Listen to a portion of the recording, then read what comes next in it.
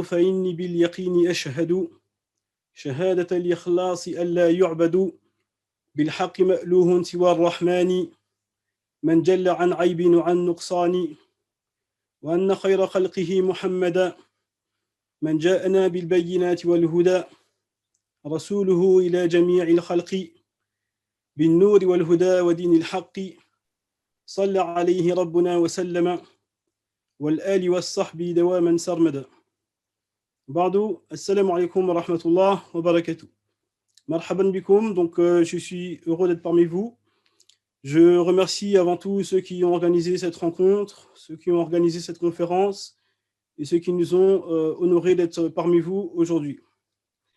Et je vous remercie ainsi tous ceux qui sont présents ici pour être présents et donc venir écouter ces quelques paroles, Inch'Allah, qu'on espère qu'ils vont être utiles à chacun. Donc, le sujet qu'on a choisi ce soir, c'est un sujet qui est de la plus haute importance, et cela parce que ce sujet nous concerne tous. Ce sujet nous concerne tous. Ce sujet, on peut dire que c'est le sujet de notre vie. Certes, les actions ne valent que par leur fin. C'est un hadith du prophète sallallahu alayhi wa sallam qu'il a rapporté l'imam Ahmed dans le Musnad, rahimahullah, selon Sahl ibn Sa'd. Innama al-a'malu bil khawatim. Innama al-a'mal bil khawatim. Donc, le Nabi sallallahu alayhi wa sallam, il avait dit cette chose-là, et derrière cette parole, il y a énormément de sagesse. Donc, certains de nous, eh bien, souvent, on pense qu'une fois qu'on a emprunté le chemin vers Allah subhanahu wa ta'ala, eh bien, automatiquement, la suite va nous être facilitée et la bonne fin va nous être accordée. Et des fois, il se peut que Shaitan, la'anahullah, il suggère à certains qu'ils sont tellement bien ou qu'ils ont fait tellement d'efforts que forcément, eh bien, ils vont être les gens de la félicité et les gens de la réussite auprès d'Allah subhanahu wa ta'ala. Ou, pire encore, il va faire entrer en eux une sorte de fierté et de vanité, et ils vont peut-être regarder d'autres personnes avec un œil comme si ils sont mieux qu'eux, et donc ce qu'on appelle l'œil du mépris, wal-iyazu billah. Donc, le Nabi sallallahu alayhi wa sallam, c'est bien lui qui nous a dit bihasbi mri'in min ash-sharr an yahqira akhahu al-muslim. Il nous a dit, le Nabi sallallahu alayhi wa sallam, il suffit à une personne comme mal de mépriser son frère musulman. Donc, son co-religionnaire, son frère en religion.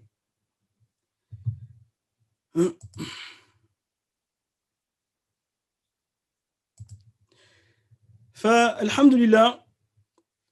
Donc, ayyuha al-kiram, tout ça, c'est une liste qui n'est pas de toutes les maladies que ça peut engendrer, mais c'est quelques mots seulement, et en vérité, ça peut nuire et faire beaucoup de dégâts à la personne dans sa religion. Donc, à savoir, par exemple, on a l'exemple de Iblis, la'anahullah, al-shaytan, qui était une personne qui était très fervent dans l'adoration d'Allah subhanahu wa ta'ala. Donc Iblis, la'anahullah, à savoir que il était au paradis, il adorait Allah subhanahu wa ta'ala.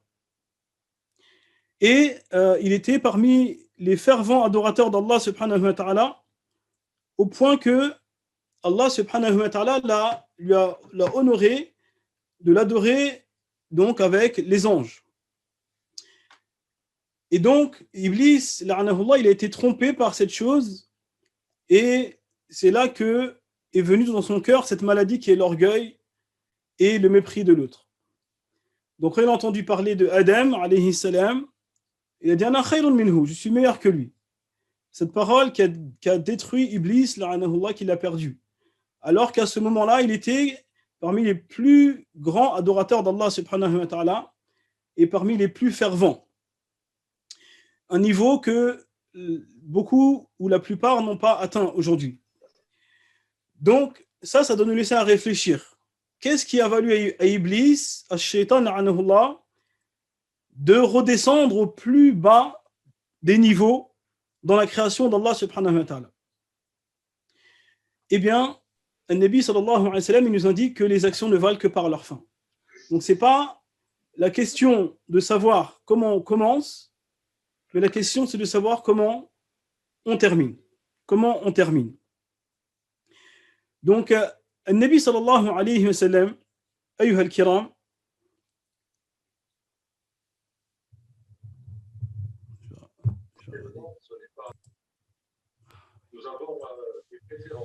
Bismillah.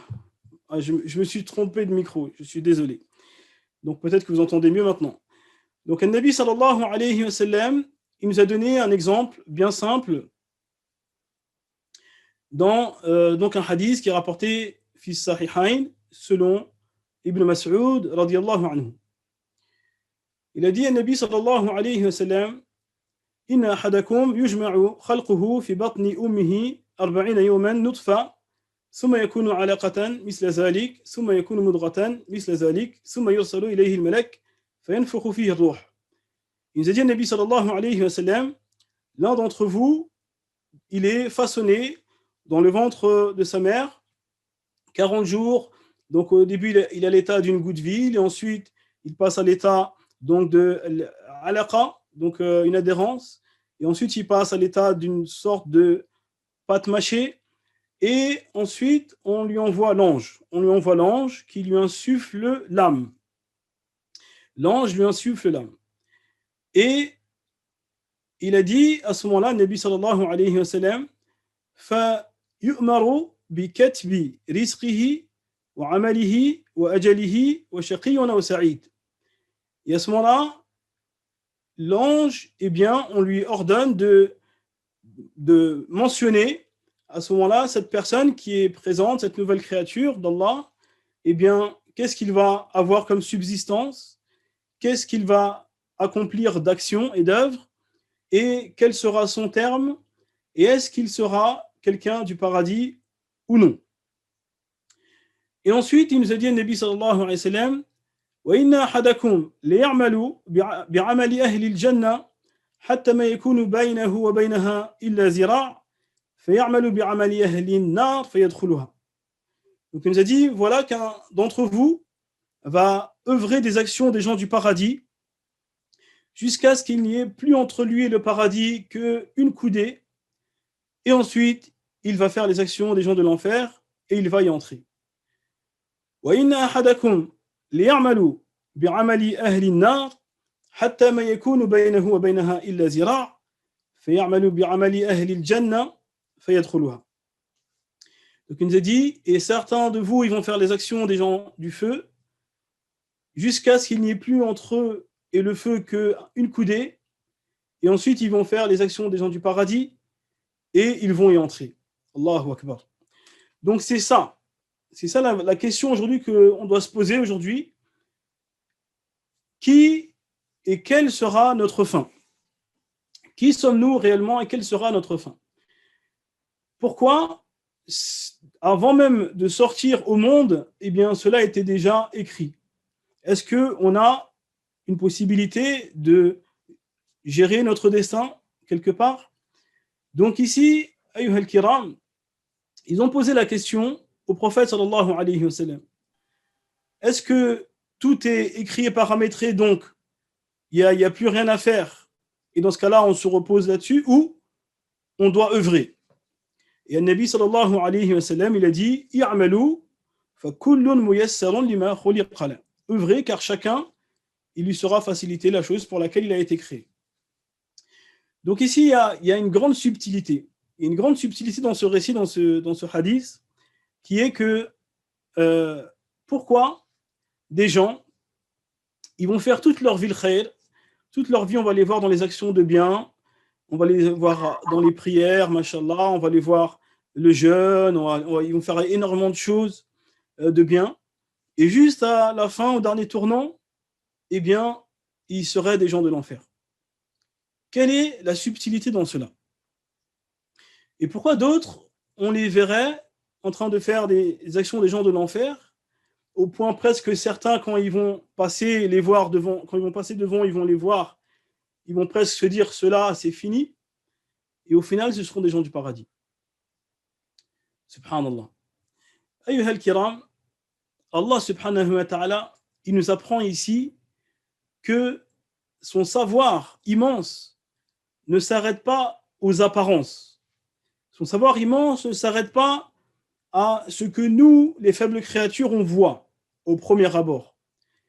Nous, on voit les gens œuvrer en apparence, mais on ne sait pas ce qu'ils ont dans le cœur, on ne sait pas ce qu'ils font en secret. Donc il se peut qu'une personne en apparence, tout va bien, mais que quand il est seul, ou du moins quand il est avec son Seigneur, eh bien c'est tout autre chose. Mais ça, Allah subhanahu wa ta'ala, il le sait. Allah subhanahu wa ta'ala, il le sait. الذي يراك حين تقوم وتقلبك في الساجدين. Allah subhanahu wa ta'ala, il disait au prophète sallallahu alayhi wa sallam, celui qui te voit quand tu te lèves la nuit, quand il fait une nuit noire, là où personne ne te voit, quand tu es chez toi tout seul, et que tu es dans l'obscurité de la nuit, et que personne ne te voit, et ben c'est qui te voit? C'est Allah. Hein? وَتَقَلُّبَكَ فِي السَّاجِدِينَ, était en train de faire des prosternations. Donc Allah subhanahu wa ta'ala, il voit un Nabi sallallahu alayhi wa sallam en train de faire les prosternations, et il le voit dans la nuit noire, dans la pénombre de la nuit. Eh bien, ainsi, ayyuha al-kiram, Allah subhanahu wa ta'ala, il voit chacun de nous. Donc, la vraie question, c'est comment on est, nous, avec Allah subhanahu wa ta'ala. Est-ce qu'on est avec Allah subhanahu wa ta'ala en public comme on l'est en privé? Est-ce que quand on est seul, est-ce qu'on se comporte comme quand on est en public? Donc ça, déjà, c'est des questions. Il se peut qu'une personne, par exemple, il soit assidu dans son adoration, et il fasse beaucoup d'actions de bien, mais qu'au final, donc dans son cœur entre des maladies, l'orgueil, la fierté, le mépris de l'autre, etc. Et à la fin, ces maladies vont pervertir son action. Ils vont pervertir son action, et Allah subhanahu wa ta'ala, eh bien peut-être, il ne va pas lui faciliter parce qu'il a des choses qui sont très mauvaises dans son cœur. La jalousie, etc. Il y a énormément de maladies du cœur qu'on ne pourra pas mentionner tout aujourd'hui. Donc ça, c'est un appel déjà à quoi? À regarder son cœur. Que chacun d'entre nous se pose la question. Est-ce que moi, je suis prêt à rencontrer Allah subhanahu wa ta'ala avec ce cœur que j'ai là aujourd'hui? Si ce n'est pas le cas, alors est-ce que je vais faire l'effort de travailler dessus ou je reste comme ça? Si je reste comme ça, qu'est-ce qui va se passer? Donc là, Allah subhanahu wa ta'ala, il va faciliter la guidée à qui? Allah subhanahu wa ta'ala, il a dit فَأَمَّا مَنْ أَعْطَى وَاتَّقَى وَصَدَّقَ بِالْحُسْنَى فَسَنُيَسِّرُهُ لِلْيُسْرَى. Quant à celui qui craint et qui donne, eh bien on va lui faciliter, et qui croit à la bonne parole, donc à la promesse d'Allah, eh bien on va lui faciliter la bonne voie. Donc Allah subhanahu wa ta'ala, il a dit quoi? Celui qui donne et qui craint. Celui qui craint Allah subhanahu wa ta'ala, c'est une action du cœur ou pas? Est-ce que moi et vous, on peut voir une personne et savoir s'il le craint juste en le regardant? Et il n'y a que Allah subhanahu wa ta'ala qui sait ça. D'accord? Et il croit à notre promesse. Donc la personne, il œuvre avec sincérité pour Allah subhanahu wa ta'ala. Donc ça veut dire qu'il s'éloigne de tout ce qui est ostentation, de tout ce qui est de se montrer devant les gens, montrer ses actions, se vanter de ses actions auprès des gens. Mais en vérité, il ne recherche que l'agrément d'Allah subhanahu wa ta'ala. Illa betira wajhi rabbihil a'la wa la sawfa yarda. Et à l'inverse de cela, il nous dit wa amma man bakhila wastaghna wa kazzaba bil husna fasanuyassiruhu lil usra. Quant à celui qui dément donc notre parole, c'est-à-dire il n'est pas convaincu et qui est avare, donc il a pas envie de dépenser pour Allah subhanahu wa ta'ala, ni de ses biens, ni de sa personne. Donc, c'est dur. Et les prières, il a du mal à faire l'effort. Les zakats, c'est pénible, etc. Donc, Allah, il le voit dans son cœur, ça. Dans son cœur, Allah, il le sait. La personne qui donne à contre-cœur, qui fait à contre-cœur, Allah, il le sait. Donc, encore une fois, on appelle à purifier, nettoyer notre cœur. Il a dit, donc ce type de profil-là, la personne après qui croit se suffire à lui-même, donc c'est l'orgueil. L'orgueil, il pense que ça y est, c'est lui, et donc il n'a besoin de personne, donc il va mépriser l'autre. Alors, il a dit, celui-là, il va lui être facilité l'autre voie. Qu'Allah nous préserve de sa colère. Ahibati fillah. Ici, ce qu'Allah nous dit dans cette sourate, on le voit dans le concret autour de nous. On le voit dans le concret autour de nous. Il se peut que des gens, des fois, on voit des gens qui sont loin, ils sont loin d'Allah subhanahu wa ta'ala, en apparence. En apparence, on voit des personnes qui vont faire des choses et on s'étonne comment quelqu'un peut faire des choses comme ça. Mais attention, jamais juger la fin de cette personne. Dire un tel, ça y est, il est dans l'enfer. Ça y est, un tel, Allah ne le pardonnera jamais. Un tel, il est condamné. Et on commence à dire des propos qui ne sont pas de nous. Le Nabi sallallahu alayhi wa sallam, une fois, il a dit, imaginez-vous, à la bataille d'Uhud, quand les polythéistes, ils l'avaient assailli, ils l'ont fait saigner, il a perdu une dent, il y avait, comment ça s'appelle, donc de la ferraille qui rentrait dans sa joue, etc. Et il a dit, Kayfa yuflihu qawmun adma'u nabiyahum. Il a dit, comment va réussir un peuple qu'ils ont ainsi agressé leur prophète. Et Allah subhanahu wa ta'ala, il a fait descendre le verset dans la sourate Al-Imran, il a dit Laysa laka min al-amri shay'un aw yatuba alayhim aw yu'azzibahum. Allah subhanahu wa ta'ala, il a dit c'est pas l'affaire n'est pas auprès de toi. C'est pas auprès de toi l'affaire. C'est Allah subhanahu wa ta'ala qui va décider si ces gens-là, il va les guider ou pas, et s'ils vont réussir ou pas, et s'ils vont avoir une bonne fin ou pas. Imaginez-vous, il dit ça au prophète sallallahu alayhi wa sallam. Et subhanallah, fi'lan, c'est ces mêmes gens, les Mécois, qui, des années après, eh bien, ils sont rentrés dans l'islam et on a vu parmi eux parmi les meilleurs des musulmans. Ils ont fait des choses, subhanallah, qu'aujourd'hui on raconte, c'est des histoires exceptionnelles qu'on n'arrive pas à faire, nous, dans notre vie. Donc, ça, c'est un exemple. Il y a un autre exemple. Il est venu un hadith qui est rapporté par Muslim. Il y avait une personne qui était assidue dans l'adoration. Il était, machallah, il faisait beaucoup de prières de nuit, beaucoup de nafila, etc. Et il avait son frère de sang qui était tout l'inverse. Il faisait beaucoup de méfaits, beaucoup de péchés. Et cette personne, il faisait le rappel à son frère, il lui faisait le rappel, il disait Taqillah, crains Allah, reviens, et repens-toi, fais. Et l'autre, il s'enlisait, il revenait pas sur ses pas. Jusqu'à ce qu'un jour, eh bien, son frère, il s'est mis en colère, donc la personne qui était fervent adorateur, et il a dit Wallah, la yaghfirullahu lak. Il a juré par Allah, Allah ne te pardonnera pas. Donc il a vu son frère en train de faire un péché grave, il a dit ça y est, Allah ne va pas te pardonner. Subhanallah. Et là, à ce moment-là, il nous dit quoi dans ce hadith? Allah Azza wa Jalla en personne, il a dit Man yata'alla alayya alla aghfira li fulan. Faqad ghafartu lahu wa ahbattu amalak. Il a dit, Allah subhanahu wa ta'ala, c'est qui jure par moi, qui veut dire, qui veut prendre la décision à ma place, que je ne pardonnerai pas à un tel. Et il dit, certes, j'ai pardonné à un tel, et toi, tes actions, je les ai rendues vaines.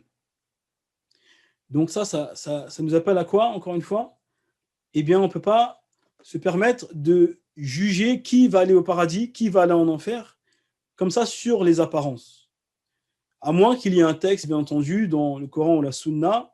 Allah nous parle de Pharaon, il nous parle des gens, des prophètes. Bon, ça, on sait, il y a des textes. Mais quelqu'un voilà, qu'on voit dehors ou dans notre entourage, etc. Donc, on ne peut jamais s'avancer à dire un tel, il sera au paradis ou un tel, il sera dans l'enfer. Parce qu'en vérité, il n'y a que Allah qui sait.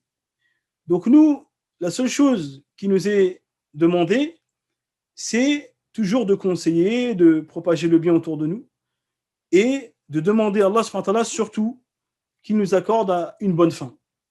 Parce qu'aujourd'hui, un tel, il se peut qu'il soit loin et demain, il se peut qu'il soit meilleur que nous.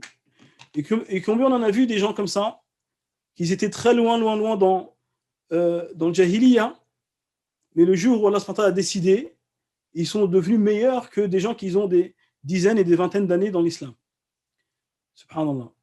Et on a même vu des gens, imaginez-vous, donc moi personnellement, je connaissais une personne, subhanallah, donc toute sa vie, quasiment, elle était dans le jahiliya. Voilà, on ne le voyait pas, ni aller à la mosquée, ni faire d'actions exceptionnelles, etc. Et au contraire, on le voyait faire des choses qui étaient blâmables. Et subhanallah, est venu un jour, on va à la mosquée et on le voit devant la porte. Et on le voit devant la porte. Et subhanallah, cette personne, il nous dit qu'il va apprendre à faire la prière. Et donc, on l'a accompagné pour faire la prière. Machallah, il a fait une prière un jour, 2 jours, 3 jours, jusqu'au vendredi. Et vous savez quoi? Et bien, le vendredi, Allah subhanahu wa ta'ala, il a repris son âme. Allah, il a repris son âme. Subhanallah. Allah, il a repris son âme. Et vous savez que celui qui meurt le vendredi, eh bien, c'est une cause, c'est un signe que Allah subhanahu wa ta'ala va l'accepter. Donc, ahibati fillah, si on s'était basé sur l'apparence de toute sa vie de cette personne, on serait dit. Mais en vérité, Allah subhanahu wa ta'ala, il sait qui est cette personne. Donc cette personne, pendant ces quelques jours, et il faut savoir qu'il pleurait, mais comme une madeleine, comme ils disent. Ça veut dire il pleurait, machallah, on sentait vraiment un regret, un repentir, une force dans son cœur, que nous, on avait honte de nous. On avait honte de nous. Et ça, Allah subhanahu wa ta'ala,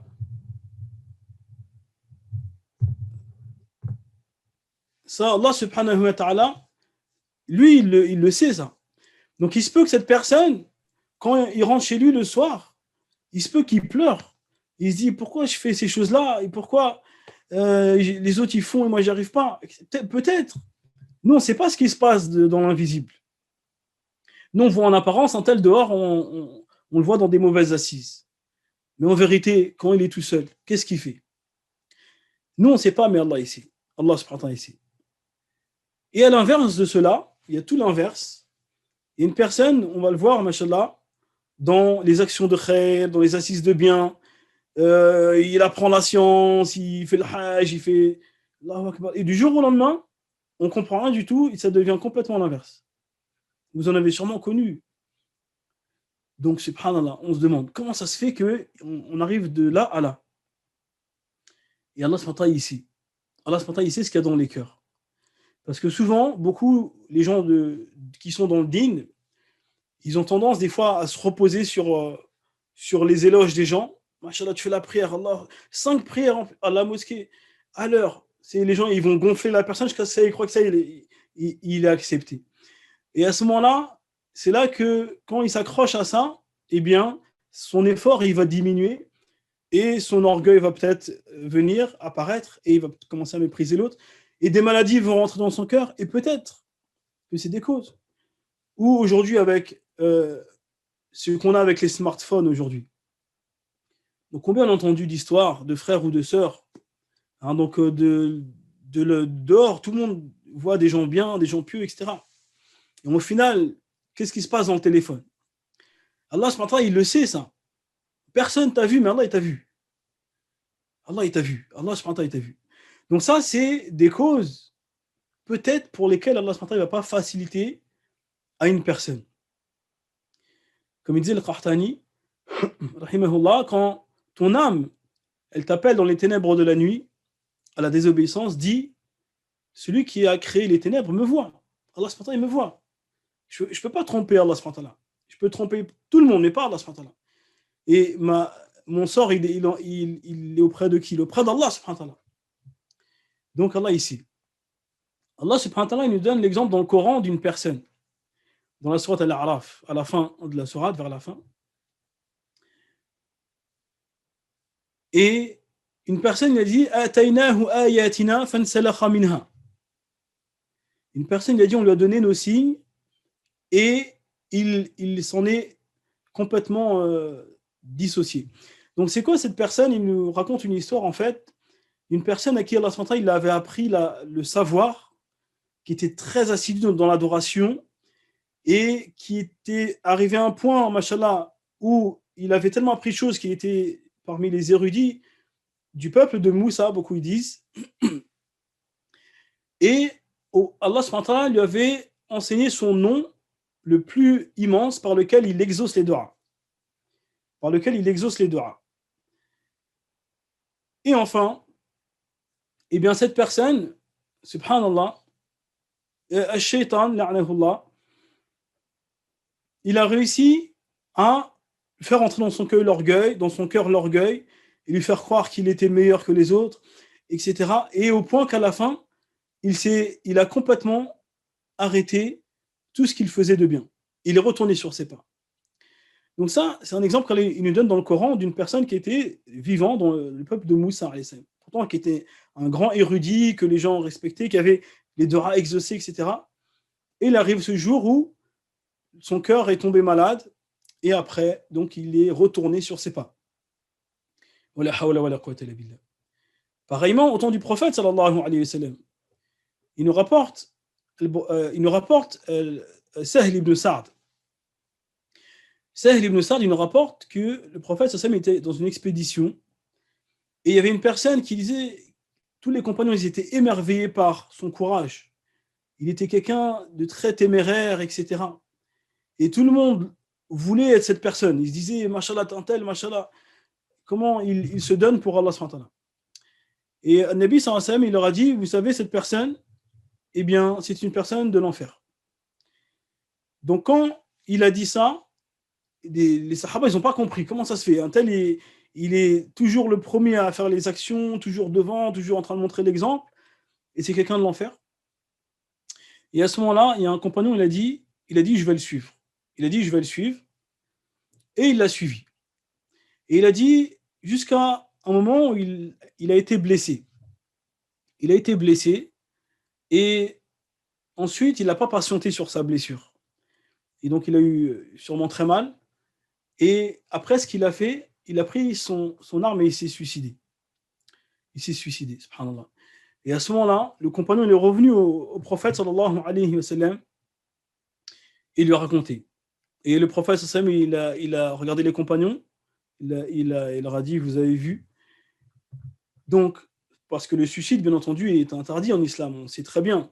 Le Nabi, sallallahu alayhi wa sallam, ce qu'il nous a dit sur cela, il y a énormément de hadiths, entre autres le hadith qui est fait Sahihain, selon Abu Huraira radiyallahu anhu, il a dit, le Nabi sallallahu alayhi wa sallam, من تحس سما فيجاء بها ويجاء به في بطنه يوم القيامة خالدا مخلدا. Il nous a dit, le Nabi sallallahu alayhi wa sallam, celui qui va avaler des poisons pour se donner la mort, eh bien, il va faire cette chose-là, il va avaler son poison, et il va faire ça éternellement. C'est un châtiment. Il a dit, celui qui va se jeter du haut d'une falaise ou d'un édifice et qui va se donner la mort, eh bien, il va se jeter éternellement. Il a dit, celui qui va se frapper avec le fer, qui va rentrer le fer dans son ventre, eh bien, il va le faire éternellement. Donc, le suicide est clairement interdit en islam. Le prophète, sallallahu alayhi wa sallam, quand il avait ramené une personne qui s'était suicidée pour la janaza, et il avait dit, sallu ala sahibikum. Il a dit, vous priez sur lui, mais lui, il n'a pas prié, pour montrer la gravité de l'acte.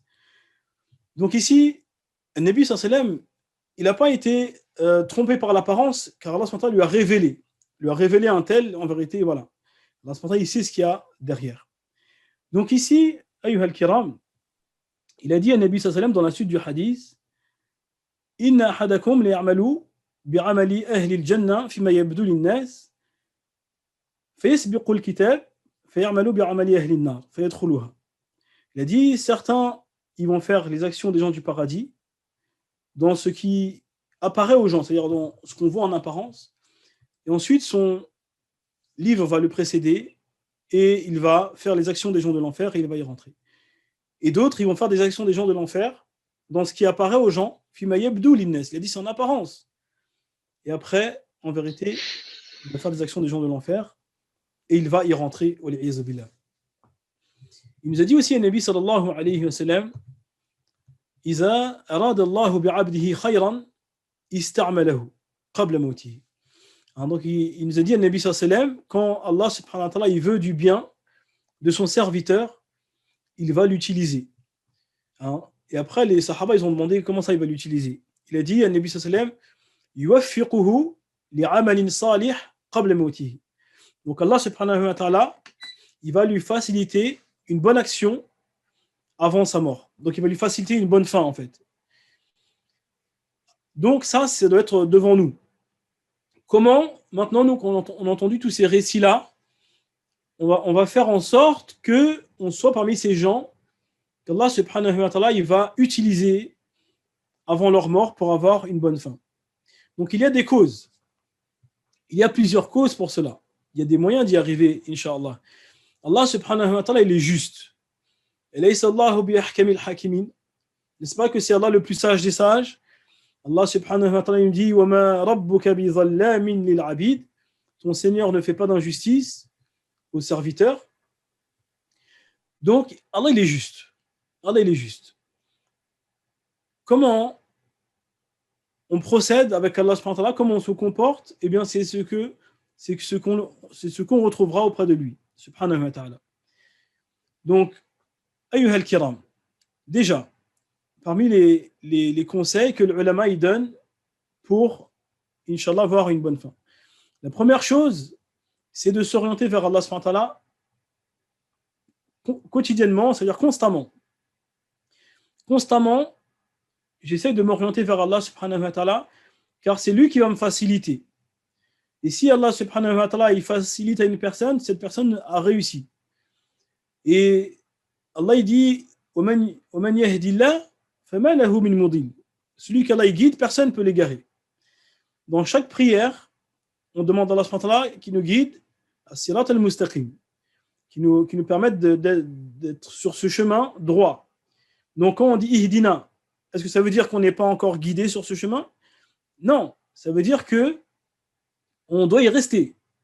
L'idée, c'est de mourir sur cette voie.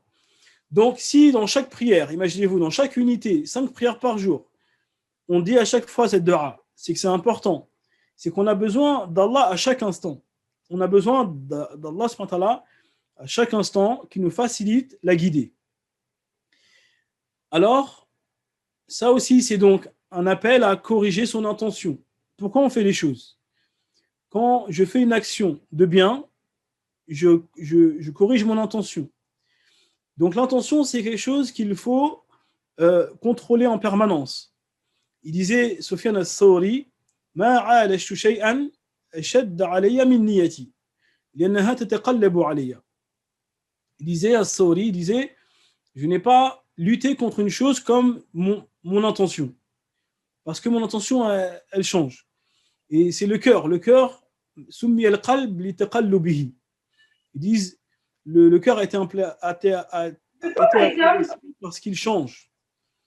Et c'est pour ça qu'il disait à Nabi sallallahu alayhi wa sallam, toujours dans ses du'a, Ya muqallib al-qulub, thabbit qalbi ala ta'atik. Donc il disait à Nabi sallallahu alayhi wa sallam, oh toi qui changes les cœurs, eh bien, raffermis mon cœur sur ton obéissance et sur ta religion. Et elle nous disait, Aïcha radiyallahu anha, que les cœurs sont entre les mains d'Allah subhanahu wa ta'ala, si on peut traduire ainsi, et il les change comme il veut, subhanahu wa ta'ala. Donc ici, ayyuha al-kiram, le premier conseil important, donc, c'est quoi? C'est le cœur. Travailler sur le cœur. Comment je vais corriger mon intention envers Allah subhanahu wa ta'ala? Comment je vais arranger ma relation avec Allah subhanahu wa ta'ala?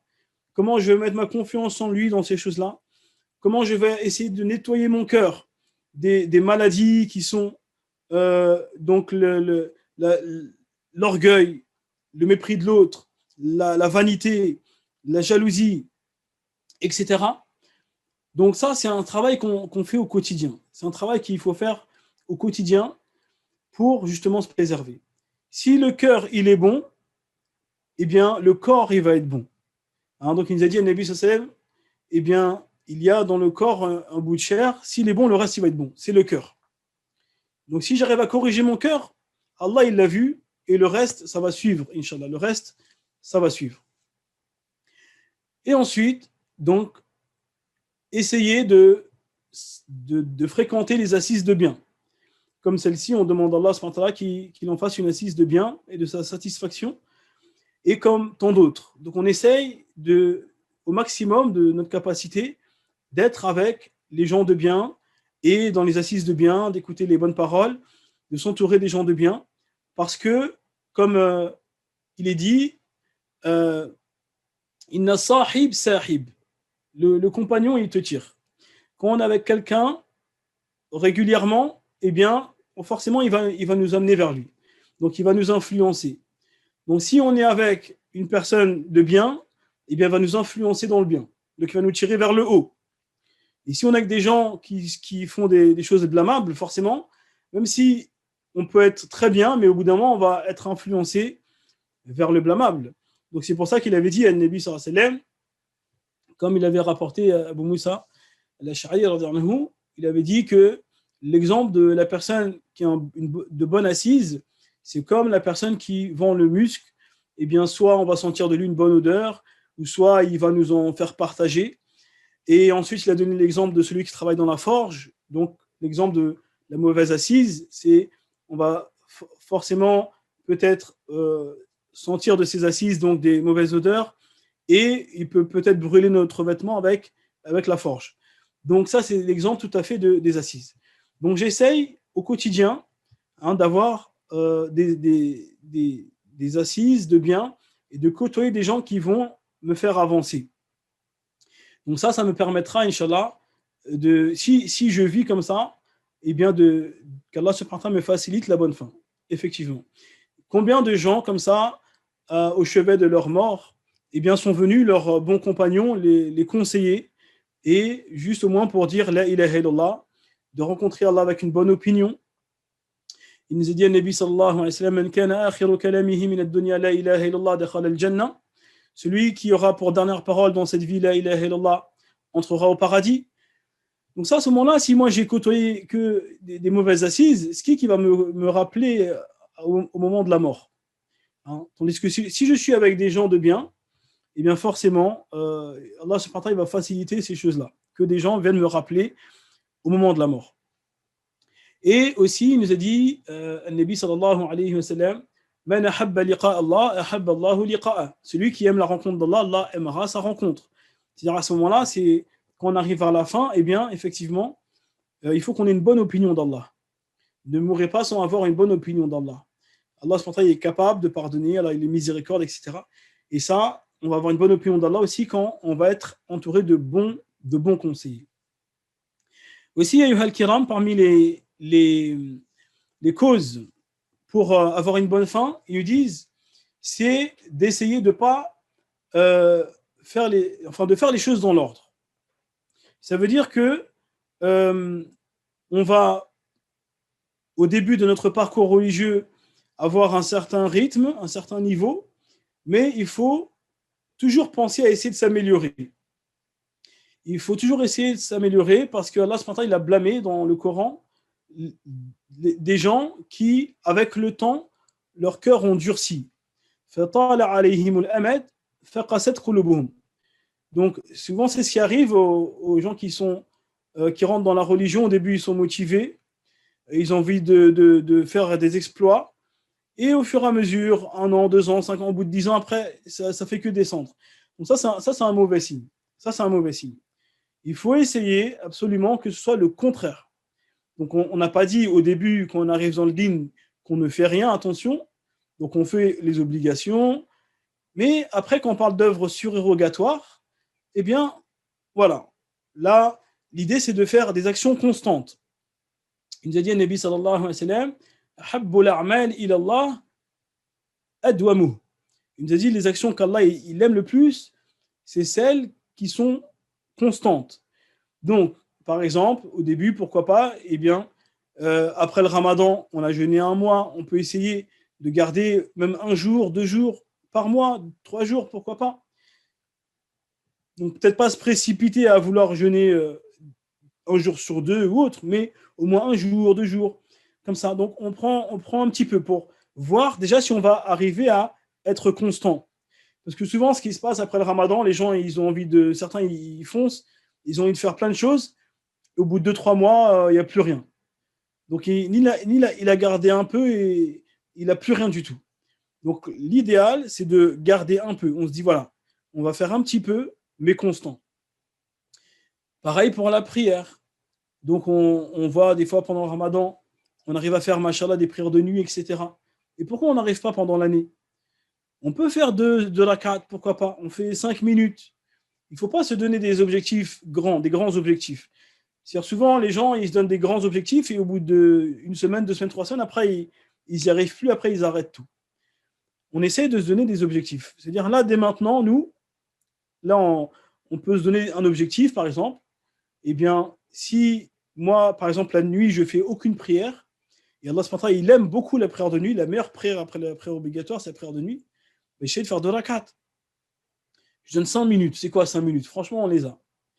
Si je n'ai pas l'habitude de jeûner du tout, bah, je vais essayer, tous les mois, je donne un jour.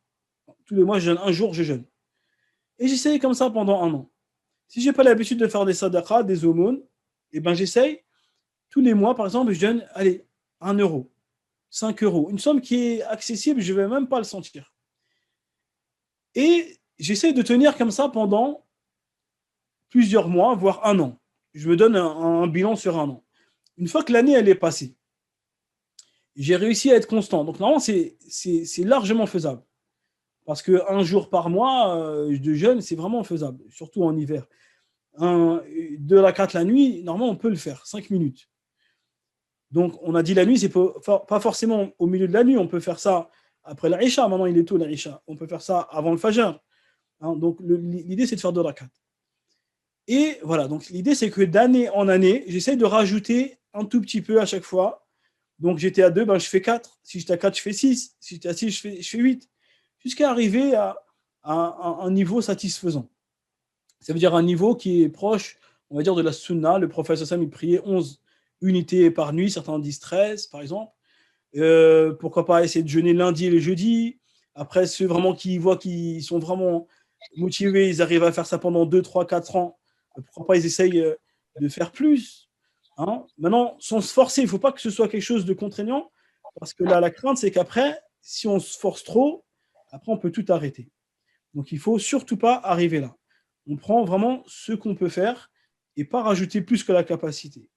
Et vous verrez que comme ça, eh bien, vous allez arriver peut-être en 5 ans à un niveau qui est pour vous, qui était impensable il y a 5 ans. Il y a 5 ans, si on vous disait que vous allez réciter peut-être un hizb tous les soirs, pour vous, c'est impensable. Hein, 10 pages de Coran, Allahu Akbar. Et après, quand vous avez fait ça sur 5 ans, tous les ans, on rajoute 2 pages, et ben vous allez voir, au final, c'était pas grand-chose. Ça va vous prendre un quart d'heure, peut-être 20 minutes. Donc, c'est un temps qui va être bien investi, et c'est des causes pour lesquelles Allah subhanahu wa ta'ala, il va faciliter la bonne fin. Ça veut dire que les meilleures de vos actions, elles seront pour la fin. Plus vous avancez dans le temps, et plus vos actions, elles s'améliorent. Donc forcément, Allah, il aime ça. Allah, il va aimer cette chose-là. Et ça peut être que des causes pour qu'Allah vous facilite. Aussi, garder des actions en secret. Les actions en public, c'est bien. Les obligations, les ulama, ils disent qu'il faut les faire en public. Quand c'est les prières obligatoires, par exemple, le ramadan, la zakat, les choses obligatoires, il faut les faire en public parce que comme ça, les gens, ils voient qu'on a fait nos obligations. Parce que le contraire, s'ils pensent à mal qu'on ne fait pas nos obligations, ben, ça veut dire qu'ils peuvent nous considérer comme des gens déviants, etc. Donc, les obligations, ce n'est pas un problème. On peut les faire en public. Justement, au contraire, il faut les faire en public. Mais après cela, essayez de laisser des adorations pour Allah, qu'entre nous et lui. Les obligations sont pour Allah, mais de laisser d'autres adorations que personne n'est au courant sauf Allah. Donc, aussi minimes soient-elles, c'est ces actions-là, croyez-moi, qui vont vous faciliter la bonne fin. Et Allah, subhanahu wa ta'ala, quand vous réservez ces actions que à sa connaissance, ça c'est immense auprès d'Allah, subhanahu wa ta'ala. C'est immense auprès d'Allah, subhanahu wa ta'ala. Et Allah, subhanahu wa ta'ala, bien sûr, il va faciliter à cette personne. Donc, ayyuha al-kiram, oui, tout est écrit, tout est paramétré, mais Allah, subhanahu wa ta'ala, il est juste, et Allah, il a donné le choix à chacun de faire ou de ne pas faire.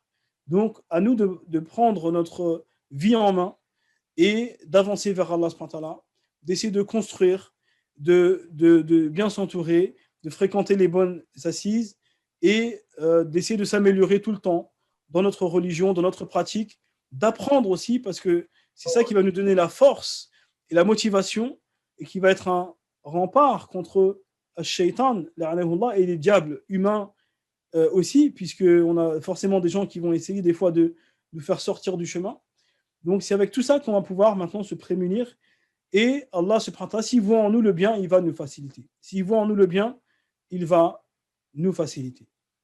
Voilà. Donc, je pense qu'on a fait un peu le tour du sujet et nous demandons à Allah subhanahu wa ta'ala de faire de chacun de nous ici des gens du paradis, des gens dont il est satisfait et de nous faciliter une bonne fin, de nous faciliter à tous une bonne fin, à nous ainsi qu'à nos familles, à nos proches et à tous les gens que nous aimons.